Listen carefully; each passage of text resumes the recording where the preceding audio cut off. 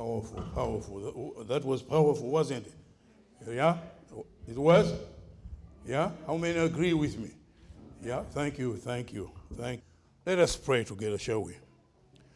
Our gracious Heavenly Father, this morning, we're so thankful that we have come to worship you in your house. We'll be opening your word, which has been read clearly. Oh God, I pray that your Spirit will be the teacher. I stand before you needy. Give me the freedom of expression, but much more of your Spirit, so that the explanation of your word will bear fruit in the hearts of the hearers. Oh God, thank you. Thank you for your word, I pray, in Jesus' name, amen.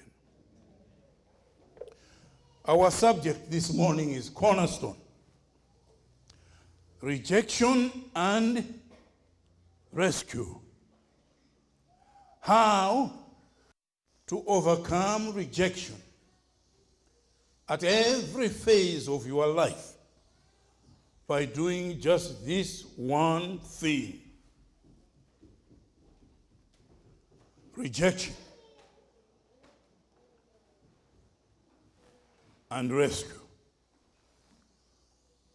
How to overcome rejection at every phase of your life by doing just one thing. I'm speaking today from Psalms number 118. Incidentally, Psalms 118 is the middle chapter of the Bible.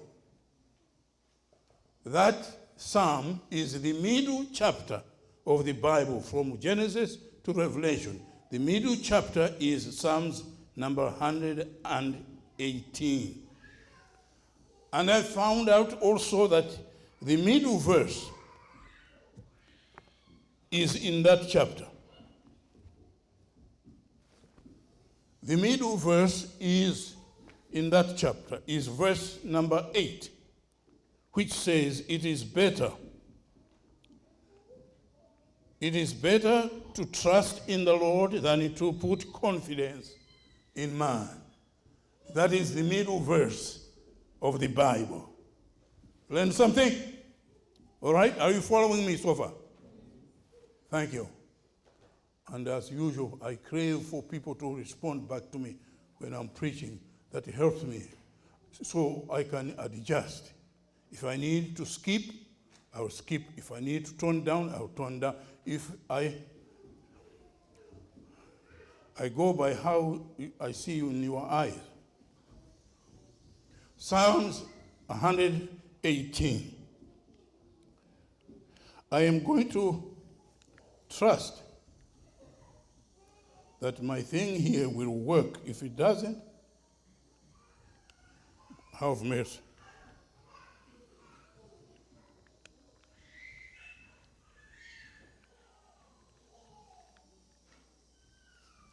Oh. Our key verse is verse 22.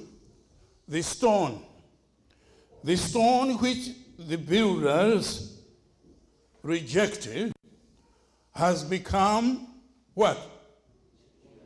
The cornerstone. The stone which the builders have rejected has become the cornerstone. Now I have some stones up here. In Israel, they built most of the houses using stone.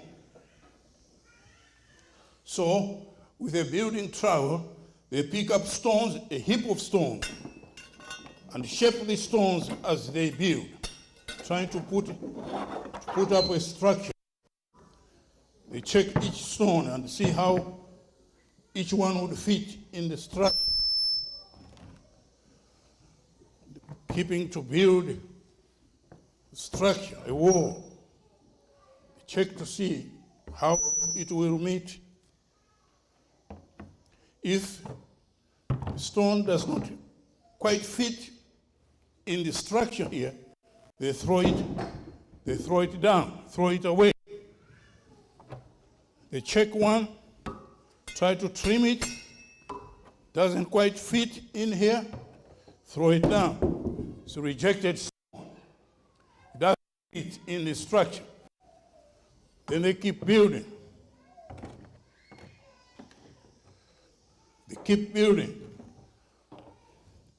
Sometimes, after they have come to the end, they need to connect. They say, at the corner here, this one does not quite fit. Then they say, what could really fit on here? They go back to the scrap heap and see. They pick up one that had been rejected, see if it would easily fit at the corner.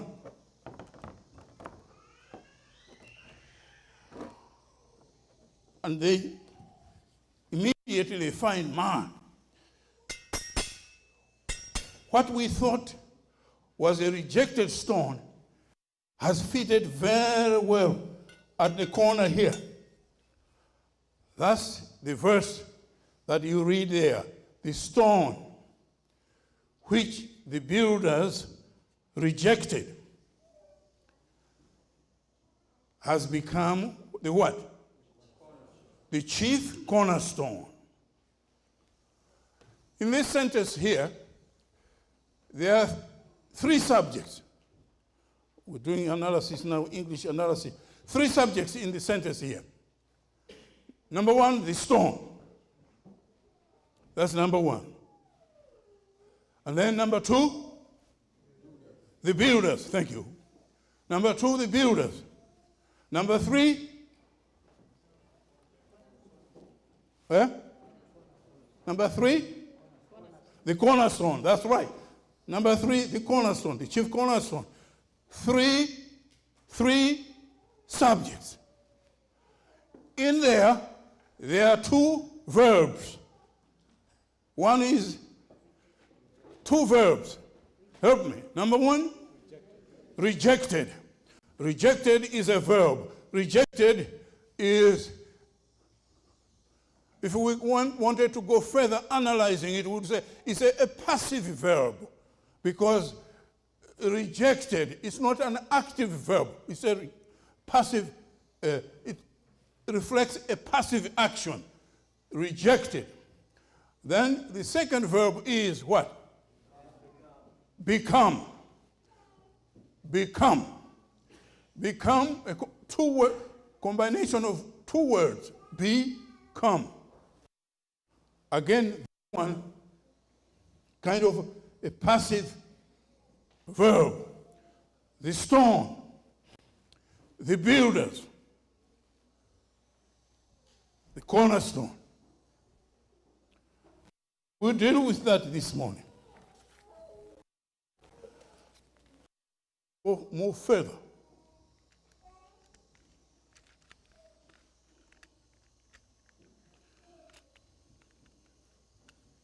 Please, there's my assistant there on one. I need you to take home some 4 points as we deal with this, so that I will run very quickly here. I hope that we can get proper setting in here. Take home points. 4 take home points. How many points did I say? 4. Number one. Next. Cornerstone point number 1. Since sin entered the world, rejection and rescue is a common experience to all humans because it is rooted in relationship. I was going to read the whole psalm so you could see where this is coming from, but you will have to take some time and focus on that when you go home, because otherwise I'll keep you for another hour or so here. But since sin entered the world, rejection and rescue is a common experience to all human beings because it is based on relationship. Point number 2. Many times, rejection and acceptance or rescue is experienced best. Oh, we move to number 3. Number 2, back to number 2. Is experienced best, but not limited on what we see, appearance, what we have, the things we have, what we know, knowledge, rejection. Many times, rejection or acceptance is based on some of those things. A person has things, he's better accepted by many others. Or has nothing, you rejected. You lose friends because you don't have some things. Am I talking sense, making sense to you? All right? Are you following me so far? All right. We go to number 3 then. Point number 3. Every form of rejection is a temporary experience and has in it potential for rescue or acceptance. That's good news. Amen. Right? Yes. Every form of rejection is a temporary experience. If you have been rejected by some friends, you have lost some friends, know that it is a temporary experience. And in it, there is potential for rescue or acceptance. I go to number 4. Let's quickly go to number 4. I'm racing real fast now. Rescue or acceptance in rejection springs from one thing, and that is a relationship with Christ, the author of all human relationships. These are distilled points. You have to think through, to digest it, to meditate. Rescue or acceptance in a rejection springs from one thing, a relationship with Christ, the author of all human relationships. In other words, if you don't experience rejection unless there's a relationship between. But rescue comes, and any rescue is rooted in one thing, a relationship with Jesus Christ, who is the author of all human relationships. Now let me go back to Psalm number 118. What is it? What is in this psalm here? Scholars are not conclusive yet. They asked questions. They said perhaps the whole psalm, when you read the whole psalm as was read to us at the beginning, some of it, maybe it is talking about the nation of Israel, the Jews, who have been a rejected and oppressed group of people hunted by all nations around the world, wherever they are. Maybe the whole psalm refers to them. Or maybe the whole psalm was a song for one local congregation at that time in Israel. Maybe the scholars think that way.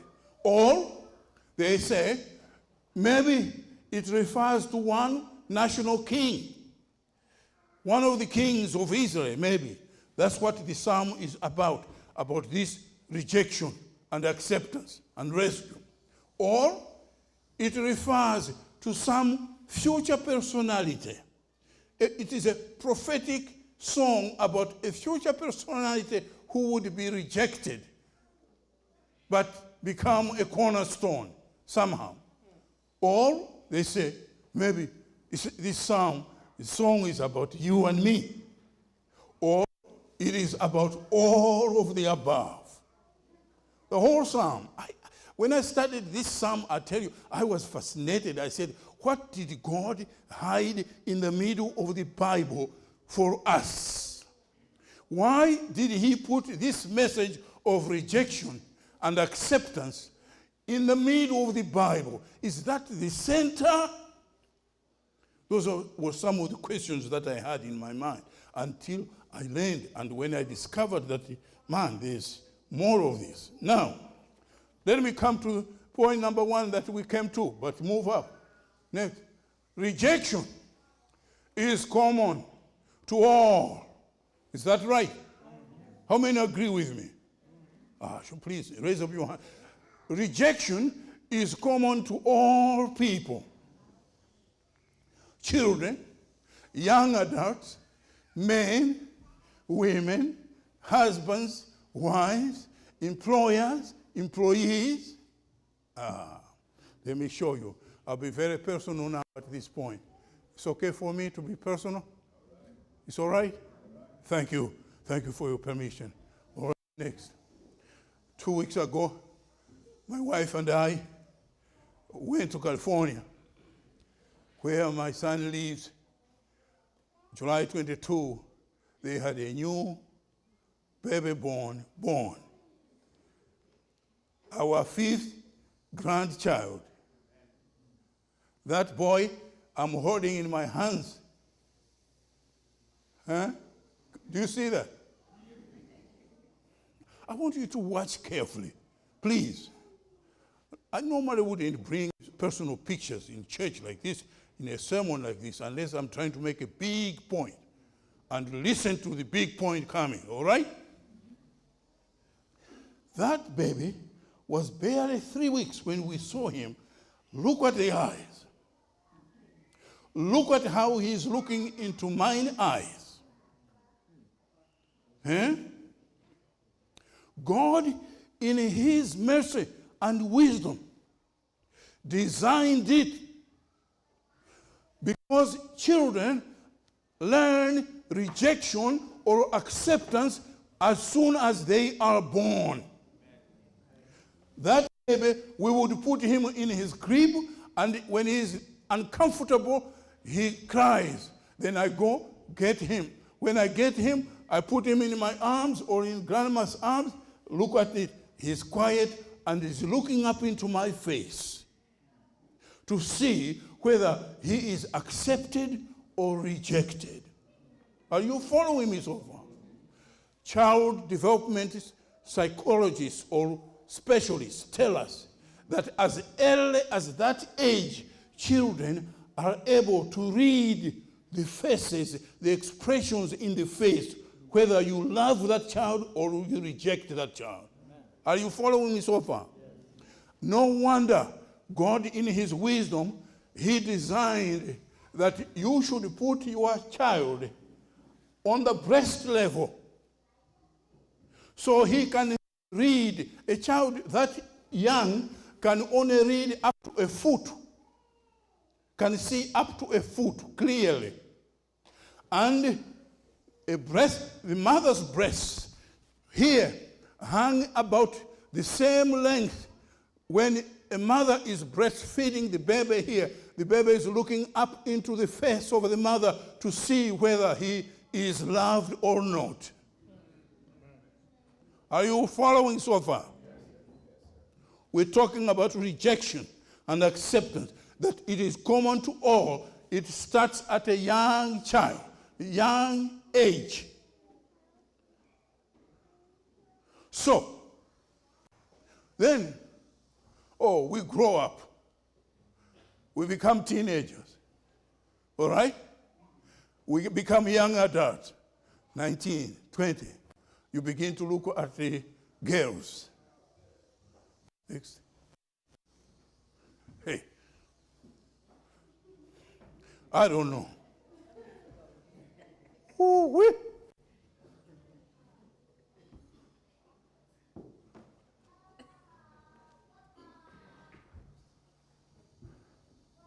There's a young man in that picture. It's open for identification. On my right here. He's about 20.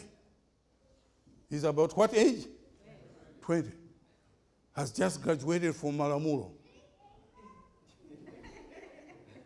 High School, where girls turned him down many times. Are you following me so far? Oh, yeah, no. Come on, if it was your experience, tell me. I said, turned down how many times? Many times. And most of the times, it was not about the looks. The looks seem to have been there.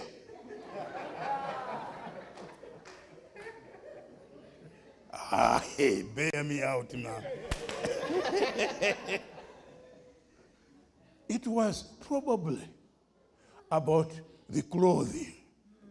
This boy, when he was, all the time he was in high school, only had one pair of pants, one shirt.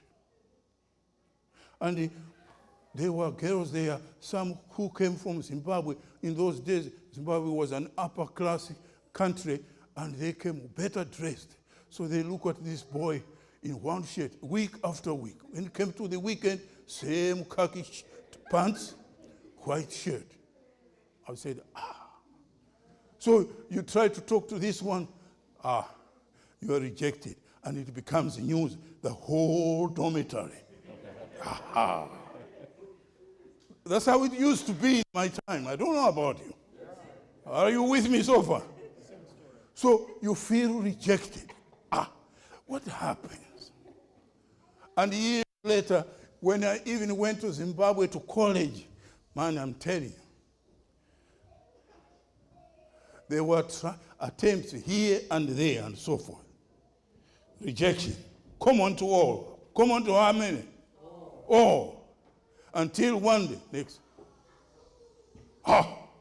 Bam! Rescue! Come on. Rescue! If you're sitting next to your wife or somebody, turn to them and say, I rescued you. Huh? Rescue. No, you don't understand. You're not following me.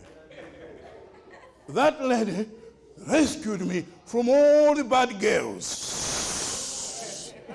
Yes, sir. I rescued that lady from all the bad boys. How is that? Is that fair? Yes. Oh, we're talking about rejection and rescue at every stage of our lives. All right, let's move back up 2 times. Back. Yes. Men and women. There are single men and single men who face rejection every now and then in relationships, in things that they try to do. Oh my. Husbands and wives, they deal with this thing every single day. You try to do a nice thing, and then you are rejected and say, no. I was thinking we would buy this, not today. Next time. Maybe next month. Our budget does not allow. So it's a negotiation thing. You go to negotiate all the time. Husbands and wives. Between husbands and wives, there's all this experience all the time. Employees and employers. You try to get a job here, they say, we got your references, sir. But it appears that in your last employers, at your last employment, there's a record of client abuse. We can't have that here. Sorry, we can't employ you. Rejection. Are you following me so far? I didn't want to tell you about my experience myself. I had just finished my doctorate at Andrews. I needed a job real bad. Wrote to all different conferences for a job. Rejection. Finally, I said, I'm going to find a job in a factory. I went to Elkhart. Tired after writing a dissertation, I said, I need a physical job, manual job. Went there. Employing agencies. I applied. They gave you long application. One mistake I used to make, I used to fill the whole application. All the pages where they asked, where did you go to high school? Where did you go to college? How about graduate school? How many languages do you speak? I would feel that in detail. I speak Tumbuka, I speak Chewa, I speak Swahili, I understand Shona, I speak Zulu, I speak Yabo, all those details. So I take the application, the long application, I turn it back to them. They look at it. Sir, what are you doing here? I said, I'm looking for a job. With these qualifications, you need to be an ambassador. I said, which country? Send me.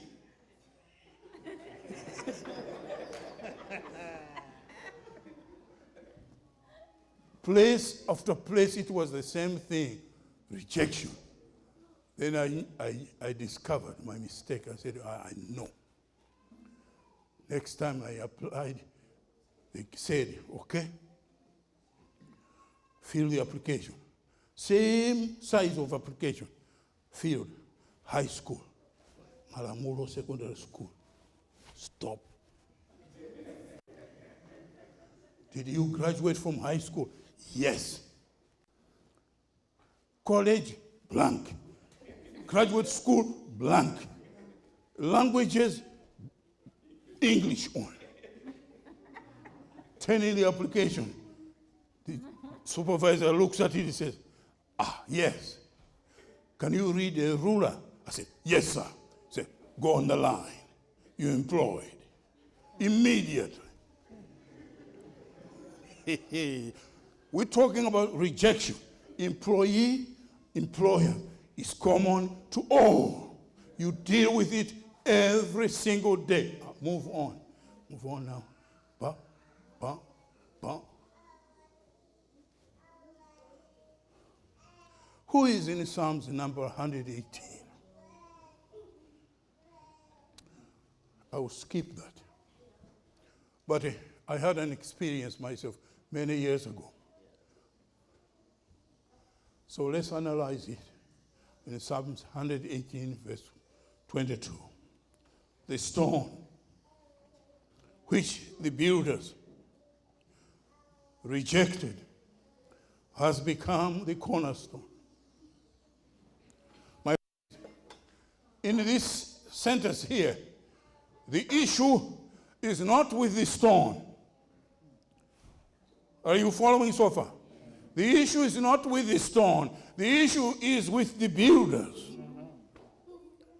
Are you following so far? And in Psalms 118, if we ask who is in it, all of us could be in it. All of us could be the stones.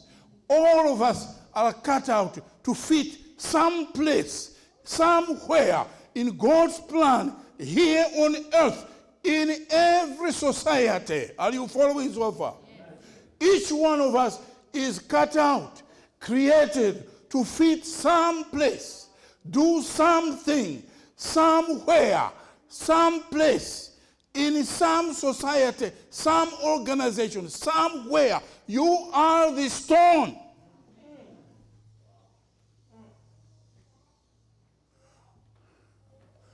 You fit somewhere in the structure of God's universe. Whatever God is doing, even if it means God's business, God's work, you fit in somewhere. The issue is with the builders. Are you following so far? The issue is with who? The builders. Because the builders are biased. The builders have to make judgment whether the stone is fit here or it should be on the scrap heap. And sometimes the builders will throw you on the scrap heap. It is the builders who throw you on the scrap heap. And you feel like you are rejected. You are useless in society. You are not fit to do anything. You cannot accomplish anything. You feel You are on the scrap heap. You are a reject. But it is the judgment of the builders. Are you listening to me? It is the bias of the builders. But in every case, in every stone, there is potential to become. Oh, my, come on, help me now. In every one of us, there is potential to become. Help me now. In every one of us, there is potential to change. There is potential to shift. The stone which the builders rejected has become, has converted to, has shifted to be, has become the cornerstone. Picked up from the scrap heap, back into the structure, and at the corner of the structure, it fits to become the cornerstone. Oh, man.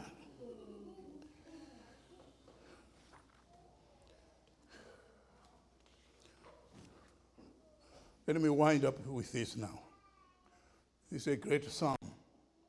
I would have taken a little longer to explain more, but let me wind it up. Next.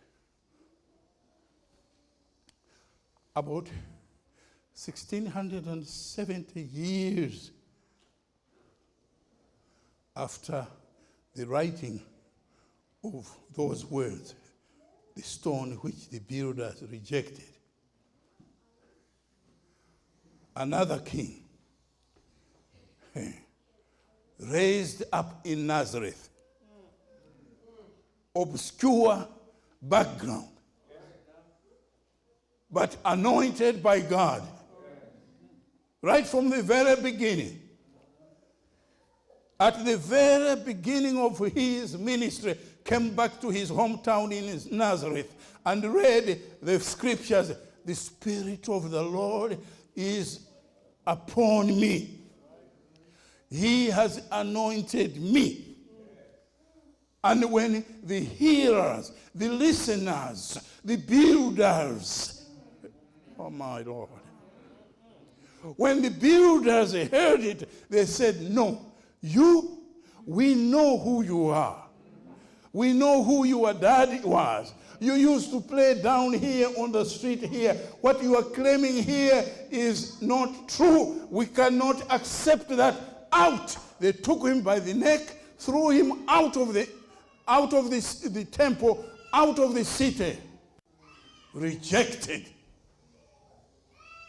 After 33 years of his ministry, in the last closing years of his ministry, he's teaching in the temple, teaching the elders for the last time, and he tells them in parables. And then at the end of it, he quotes the same verse. He says, the stone which the builders rejected has become a cornerstone. When he spoke that, the rulers, the Pharisees, the teachers of the law were mad at him and they rejected him. He was driven out of the city, walked barefoot up on the Mount of Olives, rejected by his own people, but coming back to be their king.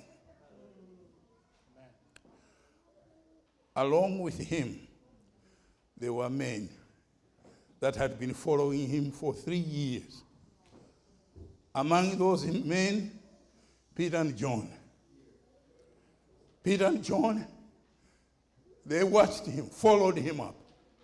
This king was crucified. When he was crucified, all the immediate disciples rejected him, they deserted him. But for a while, after his resurrection, they met all over again. And he spoke to those disciples, spoke to John, do you love me? And he said, yes, Lord, I love you. said, well, you feed my sheep. After Pentecost, those two men, Peter and John especially, with special anointing, went out into the city. They come to a temple. They find on the doorsteps of the temple a beggar who had been born lame from birth, could not walk. He looks up to them. He wants to change. And people look very carefully. They say, gold and silver we don't have, but such as we have, become. In the name of Jesus Christ, rise up and walk. Become. And the man who had been lame from birth stood up, jumped up, began to leap, and so forth. Everybody wondered in the city. They said, what is this? By whose power? By whose authority? And those two men, Peter and John, stood up when they were apprehended before the rulers. They stood up and pinpointed. It's right here. The verse is right here in Acts chapter 4. They said, this man Jesus, whom you rejected, this is the stone. This is the stone that the builders rejected. And it is power through this person that this man has been healed. Oh, there is a verse there. I wish I could read that one. 1 Peter 2. You quote that verse all over again. But you are a royal priesthood. You understand? But you quote that verse. You are a royal priesthood, a chosen people, special people. Huh? But you don't quote the verse before it. The verse before it refers to this stone, which had been rejected, has now become the cornerstone. And he who believes on him becomes the cornerstone. Are you having a cornerstone experience, worship experience today? All right? He who believes on him becomes a cornerstone. In other words, you walk out like you are a royal. Are you listening to me?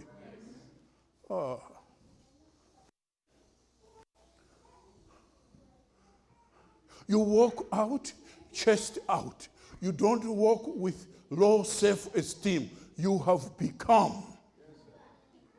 By union with Jesus Christ, you have become a royal, a chosen person, a special person. Your self-esteem rises. You become.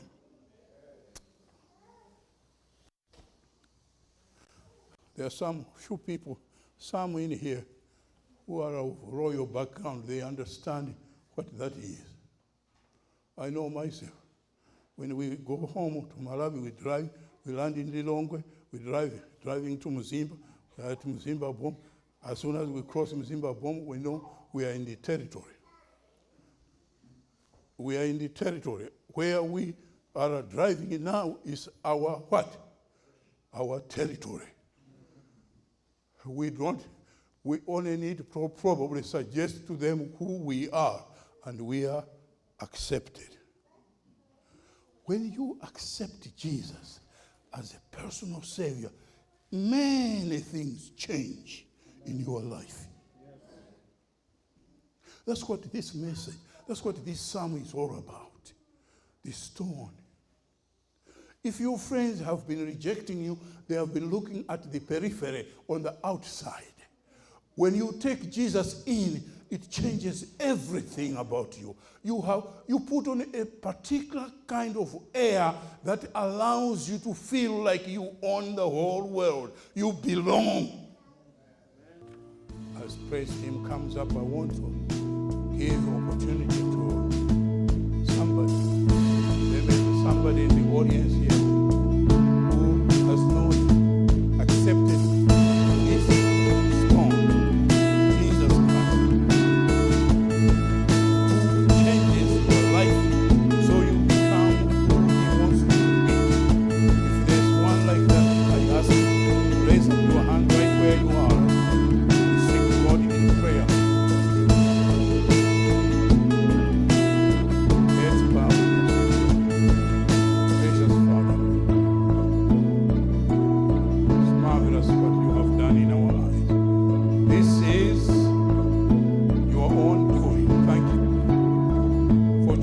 us up from